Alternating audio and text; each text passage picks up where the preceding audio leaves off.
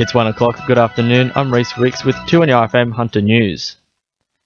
Rutherford Industrial Estate will be investigated by the Environmental Protection Authority after an oil spill was discovered in a Stony Creek lagoon. The incident marks the second time in 12 months the creek has been cleaned of a spill, with New South Wales Fire and Rescue on hand to help with the cleanup.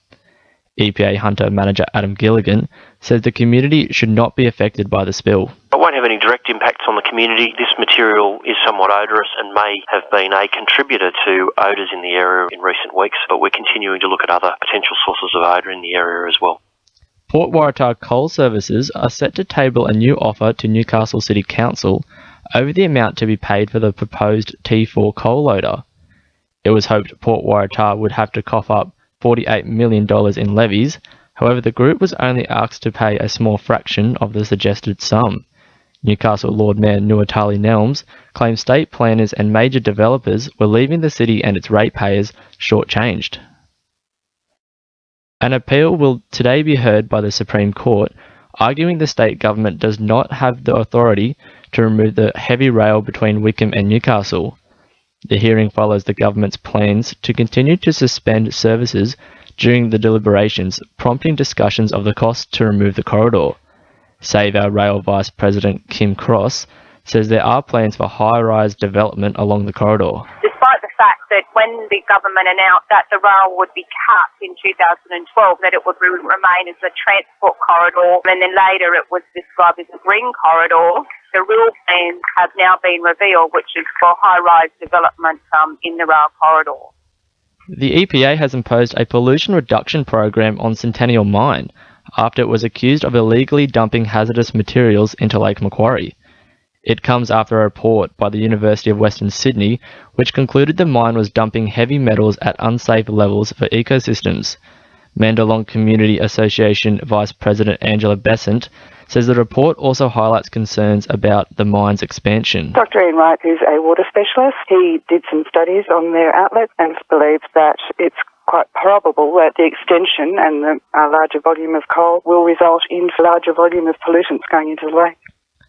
Cessnock City Council's decision to remove car parking spots at Black Hill Public School has thrust child safety into the spotlight, with many students now crossing a main road.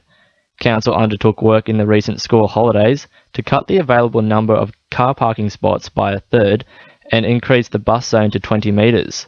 PNC President Karen Stevenson says the area has become dangerous to students. It's double line on what can be quite a busy road, and the school is actually at the bottom of a crest on either side of the school.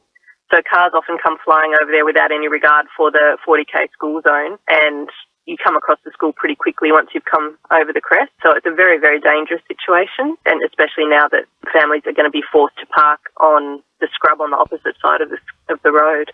However, Council's Design Delivery Manager Katrina Kerr says parents should be aware of a new feature which was also installed. We're also hoping that many parents will make use of the new kiss and ride style zone that's been installed, which allows parents to pull up right outside the school gate there and to drop off passengers, or in the afternoon to pick up. So we're hoping parents will also make use of that facility. Hundreds of Hunter-based school teachers are set to reap the rewards of Premier Mike Baird's pre-election promise in the form of millions in statewide spending. The state government is poised to spend $224 million to help teachers become better mentors to their students.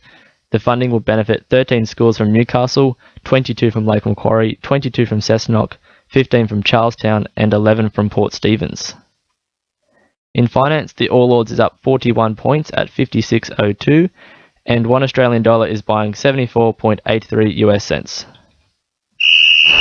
Sport, thanks to our sponsor Warners Bay Sports Club. Newcastle Knights playmaker Jared Mullen insists he's taking things week by week as he continues to recover from a toe injury. The 28-year-old has been named in Saturday's lineup to face the Titans at Hunter Stadium. He says despite the injury, he'll be looking to maintain match fitness. The main goal is to keep me on the field and keep playing towards the back end of the year, so if I can sort of skip a few sessions out in the field to get me to play on the weekend, that's the main goal. Merewether has continued its domination of the Women's Premier League competition, goal scorers Letitia Quinlan and Jamie Ellis starring in the side's 2-0 trouncing of Thornton over the weekend. But it's not over yet, with Adamstown in hot pursuit, second on the ladder after a convincing 4-1 win over Warners Bay. And the Lake Macquarie Roosters look poised to re-enter the National Premier League, an upcoming match with Cahaba to determine whether they push past leaders Valentine and into the main draw. That's sport. I'm Belinda de las Heras. 2 on your FM news time is 1:05.